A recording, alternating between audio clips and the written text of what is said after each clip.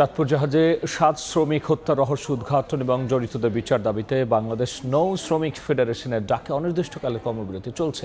আর এই বিষয়ে বিস্তারিত জানাতে সিরাজগঞ্জ বাঘাবাড়ী নৌবন্দর থেকে সরাসরি যুক্ত হচ্ছেন সহকর্মী রিঙ্কু কুন্ডু। যাচ্ছি তার কাছে।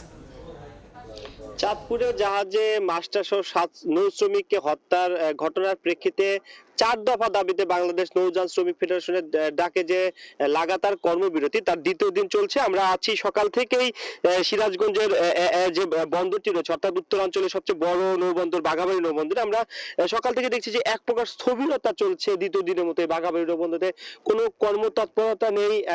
যে জাহাজগুলো এসেছে অর্থাৎ কার্গোবাহী বিভিন্ন মাল নিয়ে জাহাজগুলো এসেছে, সেই জাহাজগুলো কিন্তু এখানে নোঙর করে রাখা হয়েছে। পণ্য লোড আনলোড বা পরিবহন সব ধরনের কার্যক্রম কিন্তু আসলে বন্ধ রয়েছে। আমরা যে এখন যে জাহাজগুলো দেখছি এই জাহাজগুলোতে আসলে সিমেন্ট বোঝাই রয়েছে। নারায়ণগঞ্জ থেকে গত পরশুদিন এখানে এসেছে, কিন্তু এখনো এখানে থেমে রয়েছে, যে কারণে এই ধর্মঘটের কারণে অর্থাৎ কর্মবিরতির কারণে কিন্তু আসলে এই পণ্যগুলো খালাস কার্যক্রম বন্ধ রয়েছে। এছাড়া আমরা নৌবন্দরে দেখেছি যে শত শত ট্রাক অর্থাৎ যে সকল পণ্য নিয়ে উত্তরাঞ্চলে 16 জেলা সহ বিভিন্ন জেলায় এই ট্রাকগুলো পরিবহন হয় মালামাল নিয়ে, সেই ট্রাক চালকরা আসলে কিন্তু আসলে অলস সময় কাটাচ্ছে। সব মিলে বলা যায় যে পুরো বাঘাবাড়ী নৌবন্দর কিন্তু এক প্রকার স্থবির হয়ে পড়েছে। এই বন্দরটি দিয়ে উত্তরাঞ্চলে 16 জেলার জ্বালানি তেল, সার, কয়লা, বিভিন্ন আসলে খাদ্যদ্রব্য সহ বিভিন্ন পণ্য কিন্তু আসলে আনা নেওয়া করা হয় এই বন্দর দিয়ে। কিন্তু এই লাগাতার ধর্মঘটের কারণে কিন্তু আসলে এক প্রকার স্থবির হয়ে পড়েছে। আমি একটু জানি দেখি যে 4 দফা দাবির মধ্যে রয়েছে যে